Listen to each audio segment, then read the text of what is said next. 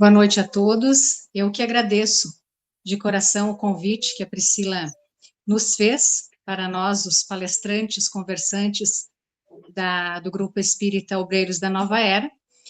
Quem sabe um dia apareça, surja a oportunidade de conhecer, de ir até a casa espírita de vocês. Não é tão longe assim. Eu vou fazer um esforço, quem sabe um dia eu consiga ir presencialmente. Certamente será bem-vindo. É um propósito para esse ano. Vamos colocar em prática. Mais uma vez, boa noite a todos. Que todos nós possamos assimilar os ensinamentos desse evangelho e que, principalmente, nós possamos colocar em prática tudo aquilo que a gente vai ouvir hoje, que são os ensinamentos do nosso Mestre Jesus. Somos apenas um intérprete, um instrumento, trazendo, às vezes, uma visão diferente e talvez não tão diferente daquilo que a doutrina espírita vem nos passando sempre, mas a cada dia nós temos um novo aprendizado, uma nova forma de enxergar um ensinamento que fica, às vezes, escondidinho nas entrelinhas, que sempre é tempo de aprender e nos renovar e renascer, como diz esse evangelho. Então, como a Priscila já falou, o evangelho é do capítulo 4, ninguém pode ver o reino de Deus se não nascer de novo. É aquela fala muito conhecida de todos nós, entre Jesus e Nicodemos, em que Nicodemos procurava Jesus durante a noite para perguntar, fazer perguntas, buscar esclarecimentos a respeito daquilo que Jesus estava ensinando para as pessoas. E como ele era um doutor da lei, ele não podia, durante o dia, procurar Jesus, então ele fazia isso durante a noite. E das muitas conversas que ele teve com Jesus, essa que nós temos no Evangelho de João, que por sinal é o único evangelho que consta esse diálogo de Jesus com Nicodemos. Nicodemos pergunta então, ele diz: Mestre, sabemos que vieste da parte de Deus para nos instruir como um doutor, pois ninguém poderia fazer os milagres que fazes se Deus não estivesse com ele. E Jesus respondeu para Nicodemos: em verdade, te digo, ninguém pode ver o reino de Deus se não nascer de novo. E Nicodemos, sem entender muito bem aquela fala, ele diz: como pode nascer um homem já velho? Pode tornar a entrar no ventre de sua mãe para nascer pela segunda vez? E Jesus responde mais uma vez: em verdade, te digo, se um homem não renasce da água e do Espírito, não pode entrar no reino de Deus. O que nasceu da carne é carne, e o que nasceu do Espírito é Espírito. Não te admires que eu tenha dito que é necessário que nasças de novo. O Espírito sopra onde quer e ouves sua voz, mas não sabes de onde vem nem para onde vai. O mesmo ocorre com todo homem que nasceu do Espírito. E Nicodemos retrucou: como pode ocorrer isso? E Jesus disse: pois ora, é mestre em Israel e ignoras estas coisas? Em verdade, te digo, que não dizemos senão o que sabemos e o que não damos testemunho, senão do que vimos. E, no entanto, não aceitas nosso testemunho. Mas, se não crês em mim quando te falo das coisas da terra, como me crerás quando te falar das coisas do céu? Esse é o trecho do Evangelho, segundo o Espiritismo, no capítulo 4, e lá no Evangelho de João, no capítulo 3, nos versículos de 1 a 12, em que nós, como espíritas, já ouvimos várias vezes esse Evangelho, e aquela mensagem que a Priscila leu do início, falando da reencarnação, para nós, a nossa interpretação de Allan Kardec, de todos que fizeram, que participaram da elaboração do Evangelho do Livro dos Espíritos, Jesus estava falando sobre a reencarnação, que precisamos renascer. e renascer da água e do espírito. A água simboliza a matéria, simboliza a carne, simboliza o nosso corpo.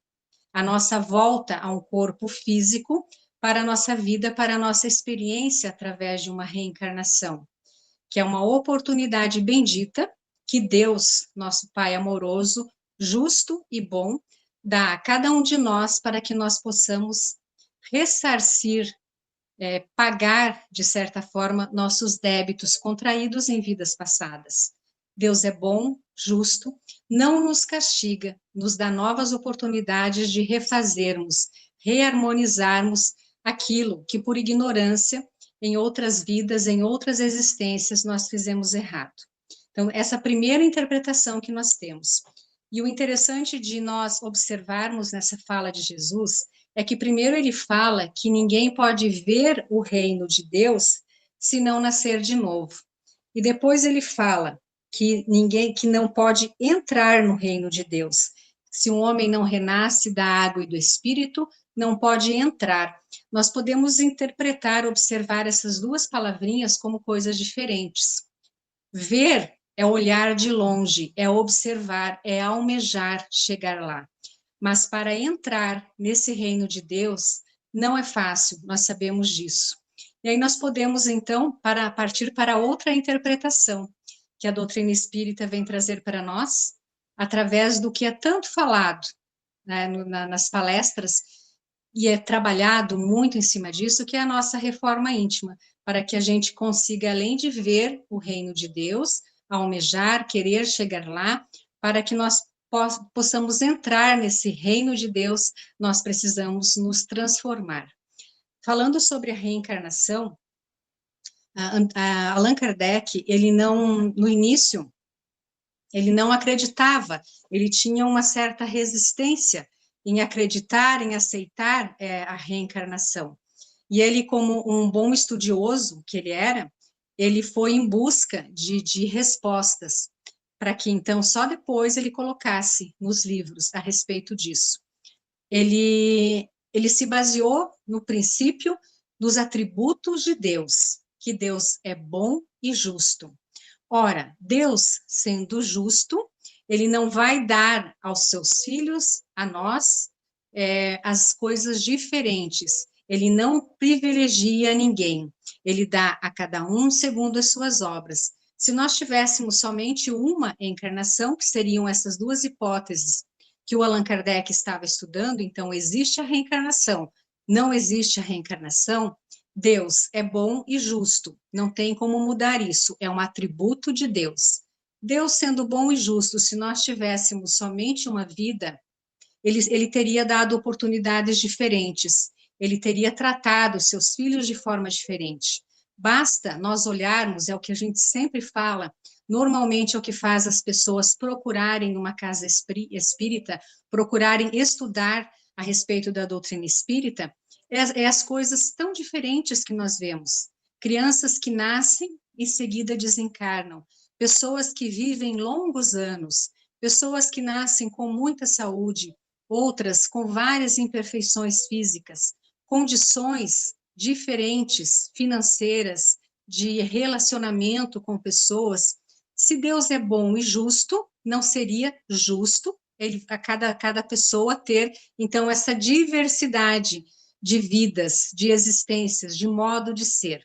Através desse estudo, ele foi para outra hipótese, que Deus, sendo bom e justo, ele dá a cada um segundo as suas obras. E ele chegou, então, à conclusão de que a reencarnação realmente existe. Na pergunta 171, lá do Livro dos Espíritos, ele pergunta em que se fundamenta o dogma da reencarnação. E a resposta dos espíritos é maravilhosa, que ela vai de encontro ao atributo, a um desses atributos de Deus, que se Deus não tivesse um desses atributos, não seria mais Deus. A resposta dos espíritos, a reencarnação, o dogma da reencarnação, se baseia, se fundamenta na justiça de Deus. Deus, sendo justo, dá a cada um de nós as mesmas oportunidades de evolução, as mesmas. na justiça de Deus e na revelação, pois incessantemente repetimos: o bom pai deixa sempre aberta a seus filhos uma porta para o arrependimento. Mais uma vez falando dos atributos de Deus, que é soberanamente bom, justo. Nós, como muito imperfeitos que somos, como pais, como mães, como pessoas que temos outros espíritos em nossa responsabilidade, quando algum deles erra, nós não damos uma outra chance, nós não damos a oportunidade de refazer, de corrigir. Será que Deus, sendo bom e justo, ele nos tiraria essa oportunidade? E através desses estudos que Allan Kardec chegou à conclusão que realmente Deus dá a cada um de nós uma nova oportunidade. E o mais interessante, quantas oportunidades nós precisarmos. Não existe um número, não acabam essas oportunidades, até que nós consigamos nos tornar espíritos puros, espíritos evoluídos. Tem uma outra questão, a 196 também do Livro dos Espíritos, em que Allan Kardec perguntou para os espíritos que não podendo os espíritos aperfeiçoar-se, a não ser por meio das tribulações da existência corpórea, segue-se que a vida material seja uma espécie de crisol ou de depurador, por onde tem que passar todos os seres do mundo espírita para alcançarem a perfeição. Então, estudando a reencarnação, as oportunidades que Deus, que é bom e justo, e a misericórdia divina nos dá, Allan Kardec fez essa pergunta para os espíritos. Então, não existe outra forma de nós nos aperfeiçoarmos que não seja passando pelas tribulações da existência corpórea. Não tem outra forma. Nós precisamos receber um corpo físico, nós precisamos reencarnar aqui na Terra. Não existe outra forma. Nós podemos, lá no mundo espiritual, estudar, aprender, ter boa vontade, mas a única forma é passar por aqui, pela prova. E ele compara essa existência, para que a gente deixe as nossas imperfeições, como um crisol, um depurador, e em outras traduções do Evangelho também, ele compara a um alambique, aquele meio que um barril em que as uvas são esmagadas e que fica ali dentro daquele barril o bagaço, a casca da uva e sai o suco. Ele compara nessa pergunta 196 a nossa existência como sendo isso, como se nós entrássemos na nossa vida corporal e dela extraíssemos o melhor de nós, deixando aqui no nosso corpo físico aquilo que nós não vamos precisar. Então, dessa forma, estamos passando por uma experiência difícil para muitos, para outros mais difícil ainda, mas que vai fazer com que a gente saia desse depurador, desse crisol, desse barril de separação, de expurgação, muito melhores do que quando aqui chegamos, se soubermos aproveitar a oportunidade com a consciência de que não temos só essa vida, que temos várias existências e que temos que aproveitar da melhor forma possível essa oportunidade. Segundo os relatos da espiritualidade que a gente ouve, que a gente lê nos livros, a maior queixa dos espíritos quando chegam lá no mundo espiritual é o tempo perdido. É observar a sua encarnação que acabou de deixar e ver que perdeu a oportunidade de fazer diferente, de corrigir, de perdoar, de se acertar com as pessoas que conviveram com ele e que, infelizmente, vai ter que passar novamente pela experiência. Então, que nós, com essa consciência de que é aqui e agora que nós precisamos aproveitar a reencarnação, com essas palavras, com esse ensinamento do Mestre Jesus, a gente consiga aproveitar essa nossa encarnação. Então, essa seria a primeira interpretação, a mais conhecida de todos nós espíritas, quando nós ouvimos falar sobre essa passagem, sobre essa fala de Jesus com Nicodemos, nascer de novo da água e do Espírito, recebermos um corpo novo, o mesmo Espírito, e passarmos por uma nova experiência aqui na Terra. Alguns irmãos de outras religiões eles entendem essa passagem como uma renovação espiritual. Alguns fazem batismo com a água, entendendo, interpretando essa fala de Jesus também dessa forma. E se a gente for analisar, não está errado. É uma forma de renovação ainda nessa vida, ainda aqui na Terra, que a gente não precisa esperar reencarnar novamente para mudarmos, para fazermos diferente e para nos reajustarmos com as nossas imperfeições. Então, sempre é tempo. E baseado nisso, no livro do Espírito de Verdade, chamando nós espíritas para as nossas responsabilidades, porque a quem mais foi dado, mais será cobrado, nós sabemos que estamos em uma existência para sairmos daqui muito melhor. Então, no livro O Espírito da Verdade, do Chico Xavier, no item 92, ele fala assim, que recentemente você teve os primeiros contatos com a doutrina espírita e agora se deslumbra com novas perspectivas espirituais da existência. Então, a gente tem ideias redentoras, relações pessoais enriquecidas, conversações edificantes, leitura nobre, que é o que a doutrina espírita nos ensina, nos orienta.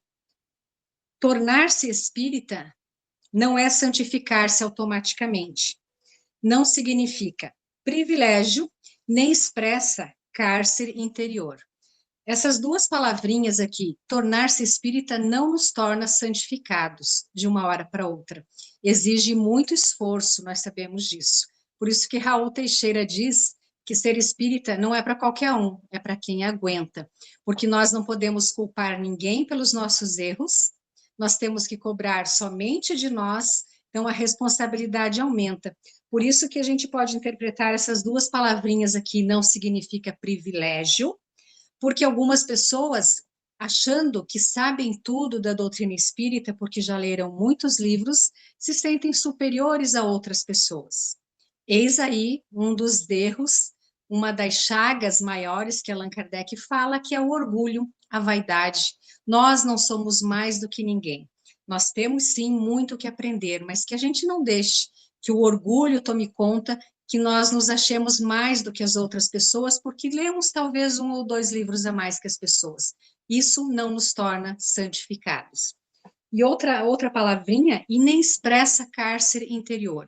Porque algumas pessoas também podem achar que agora, sabendo que eu sou espírita, que eu vou ter que ressarcir, que eu vou ter que corrigir, que eu tenho que cuidar de tudo o que eu faço aqui, algumas pessoas se fecham achando tudo errado, tudo não pode, tudo faz mal. Então, que a gente não vá desse 8 ou 80, que a gente fique no equilíbrio. A doutrina espírita não proíbe nada, nós sabemos disso, nós temos que usar o nosso livre-arbítrio, que sejamos pessoas felizes e não fanáticas, achando que tudo é ação dos espíritos, que tudo é errado, que nada pode, ou que somos melhores do que os outros. Eu entendo essa fala dessa forma. E o que diz aqui? Que ser espírita, então, é uma oportunidade de libertação da alma, com responsabilidades maiores ante as leis da criação. E essa frase, que vem de encontro à outra interpretação desse Evangelho de Jesus, é reencarnar-se moralmente de novo dentro da própria vida humana, quando nos tornamos espíritas e começamos a conhecer o que Jesus nos ensinou, que temos que nos melhorarmos como seres humanos, é como se nós recebêssemos novamente uma oportunidade de, ainda aqui, nessa vida, nos tornarmos pessoas melhores. Essa fala vem chamar todos nós à responsabilidade de melhoramento agora, já, e não depois. Nós não precisamos esperar uma outra reencarnação, que a gente não deixe para depois. Tem uma pergunta, eu não recordo qual é, no Livro dos Espíritos, parece que é 266, mas não tenho certeza, em que Allan Kardec indaga aos espíritos que, sabendo então que nós vamos ter outras oportunidades para resgatar os nossos erros, será que isso não vai fazer com que a gente pense, depois eu pago isso, depois eu vou me acertar com fulano, eu vou ter outras oportunidades, vai ficar para outra reencarnação. Ele pergunta com outras palavras, mas faz essa pergunta aos espíritos. E os espíritos respondem que quem tem esse pensamento não entendeu nada da reencarnação. Que nós possamos ter essa consciência de que o momento é agora, a hora é agora, é já, que a gente não deixe para depois. E aí continua essa mensagem que fala aqui que crença também não nos exime da consciência. Acertar ou cair são problemas pessoais. E fala aqui que nós devemos obedecer ao chamamento do Senhor, emprestando boa vontade ao engrandecimento da redenção humana, mediante o trabalho ativo e incessante nos diversos setores em que a gente possa desenvolver a colaboração. E que a gente deve se conservar encorajado e confiante nessa oportunidade de ser espírita nesta encarnação. Elevar anseios e esperanças, sublimar emoções e cometimentos. Mas, acima de tudo, consolidar no coração a certeza de que a revelação maior é aquela que nos preceitua o dever de procurar com Jesus a nossa libertação do mal em nosso próprio benefício. Essa mensagem, falando então sobre nós, espíritas que somos, o espiritismo em nós, qual a nossa responsabilidade de nos encarnarmos quando conhecemos a doutrina espírita, é como recebêssemos essa nova oportunidade. E aí tem uma outra mensagem que eu achei maravilhosa também, que a gente fala sempre naquela questão 919 do Livro dos Espíritos, em que Santo Agostinho dá um conselho, ele nos orienta, porque nessas perguntas eles estavam falando sobre a reforma íntima, sobre essa transformação, sobre esse nascer de novo, podemos entender assim. E tem a pergunta de como que a gente faz para a gente nos conhecer, para que a gente consiga melhorar, consiga promover essa nossa reforma íntima. E a resposta dos espíritos é: conhece-te a ti mesmo.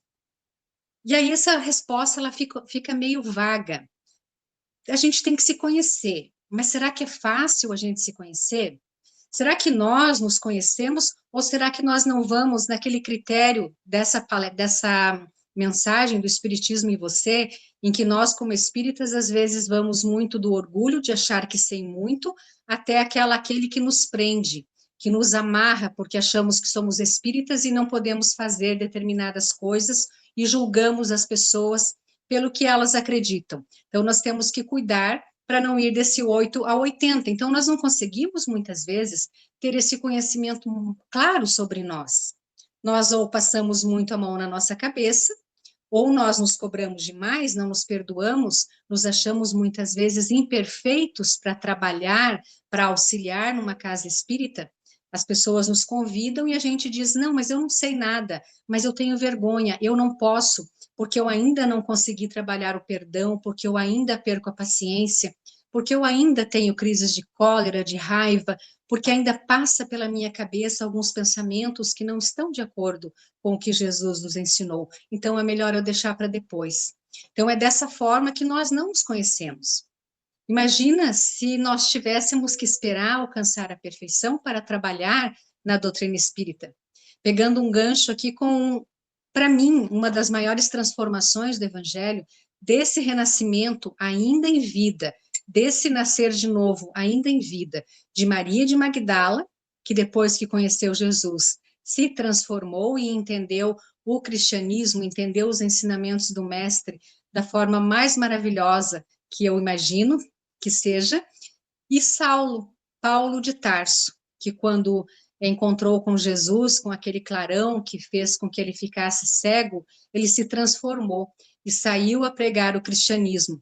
Então, imaginemos que ele, como Saulo, que era perseguidor dos cristãos, que tinha mandado matar, lapidar, torturar muitos cristãos, se ele se vitimizasse, se ele dissesse: não, eu não posso, porque eu fiz muita coisa errada, nós não teríamos tantas informações a respeito do cristianismo que ele nos trouxe através das suas cartas, dos seus ensinamentos e da divulgação do espiritismo. Então, nós não podemos achar que nós somos imperfeitos, que nós não podemos. Podemos sim, quando nós temos a boa vontade e a certeza que nós queremos nos melhorar e renascer de novo ainda nessa vida. E aí, continuando nessa questão do livro dos Espíritos, então, conhece-te a ti mesmo. É muito difícil a gente se conhecer e se avaliar de uma forma clara. Aí, Santo Agostinho diz, então, o conselho dele: faça como eu fazia quando estava aí na Terra. Ele fazia uma autoavaliação todos os dias, quando ele deitava. Ele passava em revista tudo aquilo que ele fez desde o início do dia até o final do dia e analisava se tudo aquilo foi bom, se ele perdeu a oportunidade de auxiliar outras pessoas, se ele fez todo o bem que podia, se não teria vergonha de nada se descobrissem que ele tinha feito, e por aí vai. E aí, num livro aqui do Chico Xavier, psicografado também por Valdo Vieira, Opinião Espírita, um livro maravilhoso, e que no primeiro capítulo fala a respeito dessa questão, mas chama nós espíritas para essa mudança de uma forma mais forte. Eu achei muito interessante que eu nunca tinha lido essa parte, e para que a gente se examine dessa forma como Santo Agostinho nos ensinou. Ele fala assim que o dever do espírita cristão é tornar-se progressivamente melhor. Então, o nosso dever, como espírita que somos, é sermos melhor a cada dia. Espírita que não progride durante 3 anos sucessivos permanece estacionário. Achei muito interessante essa abordagem para que nós nos analisemos assim. Há 3 anos atrás, como eu era? E agora? E aí ele dá alguns itens aqui para que a gente consiga nos observar. Cada um de nós imaginando agora, 3 anos atrás, como nós éramos. Aí ele continua assim: está mais calmo, afável e compreensivo? Cada um de nós vai fazendo essa reflexão no seu íntimo, na sua mente, pensando, 3 anos atrás, agora eu já estou mais calmo, mais afável, mais compreensivo? Conquistaste mais alto clima de paz dentro de casa? Como está a nossa casa? Há 3 anos atrás e agora? É um lugar de mais calma? Um lugar mais acolhedor? Investiga as atividades que te compõem no templo doutrinário, na nossa casa espírita. Colabora com mais euforia na seara do Senhor do que há 3 anos atrás? Estamos mais motivados para as nossas atividades na casa espírita, onde nós servimos a Jesus? Nota em ti mais ampla disposição de servir voluntariamente? Estamos mais dispostos a servir como voluntários do que há 3 anos atrás? Andas um pouco mais livre do anseio de influência e de posses terrestres? Será mais desapegados de ter as coisas, de trabalhar somente para adquirir, não somente aquelas coisas que precisamos para a nossa evolução, para o nosso conforto material, mas mais do que isso. Será que estamos dando tanta importância a isso? Ou melhoramos já? Já não estamos mais como há 3 anos atrás? Usa mais intensamente os pronomes nosso e nossa, e menos eu, meu e minha? Estamos menos egoístas? Teus instantes de tristeza ou de cólera surda, às vezes tão conhecidos somente por ti, estão presentemente mais raros? Interessante falar sobre isso, nossos instantes de tristeza e de cólera surda.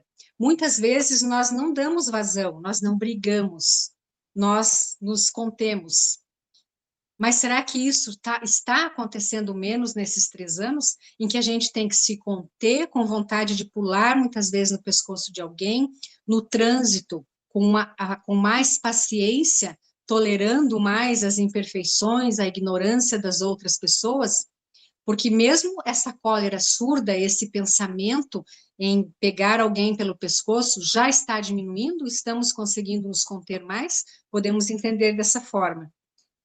Diminuíram-te os pequenos remorsos ocultos no recesso da alma? Aqueles remorsos, aqueles pensamentos, de repente, que tínhamos há 3 anos atrás. Dissipastes antigos desafetos e aversões? talvez possamos falar aqui do perdão. Pedimos perdão para alguém que magoamos, perdoamos alguém que nos magoou. Podemos trabalhar isso, avaliar nesses 3 anos, se conseguimos progredir. Entende melhor a função da dor? Quando a dor nos chega, nós enxergamos a dor como algo que vem para nos ensinar, para nos direcionar o caminho, para nos alertar, ou nos vitimizamos, nos entregamos ao sofrimento, à lamentação e à revolta? Auxilias aos necessitados com mais abnegação? Para finalizar, tem orado realmente? Temos feito as nossas orações de forma, vamos dizer assim, sozinhos, sem precisar estar numa casa espírita, na nossa casa, nos nossos pensamentos? Como estamos com essa parte da prece, das orações? As nossas ideias evoluíram nesse período de 3 anos? Melhoramos, progredimos? Tens o verbo mais indulgente, os braços mais ativos e as mãos mais abençoadas? Estamos falando melhor, com mais paciência, com mais abnegação, com mais compreensão com as pessoas? Os braços estão mais ativos, estamos trabalhando em benefício dos outros? E as mãos abençoadoras, estamos pensando sempre em abençoar as pessoas? Então, são alguns itens que estão nesse livro Opinião Espírita que nós podemos usar como baliza, para que a gente observe se estamos evoluindo, se estamos progredindo. Que evangelho é alegria no coração. Será que a gente está mais alegre nesses últimos anos também? Aí fala assim, não te iludas. Um dia que se foi é mais uma cota de responsabilidade, mais um passo rumo à vida espiritual, mais uma oportunidade valorizada ou perdida. Interroga a consciência, que nós possamos perguntar, cada um de nós agora, para nossa consciência, quanto à utilidade que vens dando ao tempo. O tempo que nós temos, nós estamos utilizando bem ou estamos deixando o tempo simplesmente passar? A saúde, estamos cuidando da nossa saúde física? E aos ensejos de fazer o bem, que desfrutas da vida diária, todos os dias tenho certeza que aparece a oportunidade de nós fazermos o bem, seja através do verbo, como diz aqui, dos braços e das mãos. Será que nós estamos prestando atenção em tudo isso ou estamos deixando o tempo passar sem utilidade nenhuma? Faze isso agora enquanto te vales no corpo humano, enquanto temos o nosso corpo humano com saúde, talvez às vezes nem com tanta saúde, mas ainda podemos fazer alguma coisa, com a possibilidade de reconsiderar diretrizes e desfazer enganos, pois quando passares para o lado de cá, são os espíritos que estão falando, para nós agora o lado de lá, muitas vezes já será mais difícil. Que a gente faça agora, que a gente não precise, então, mais uma vez, falando, esperar outra existência para reencarnar.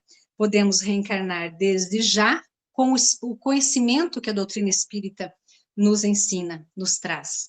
E aí, com essa fala da espiritualidade nos chamando a essa análise, essa reflexão sobre nós mesmos, nós podemos lembrar de uma imagem simbólica para todos nós e que para nós pode sair agora, podemos entender agora como esse renascimento, porque muitas pessoas, muitas, e cada vez parece que está pior, as pessoas estão passando pela vida, pela existência, não aproveitando o seu tempo, não querendo ajudar ninguém, e é interessante o nome que Emmanuel dá para essas pessoas que encarnam, reencarnam, recebem um corpo, essas pessoas que talvez sejamos nós, não sabemos, reencarnam, recebem um corpo e saem dessa existência da mesma maneira, pela mesma porta que entraram.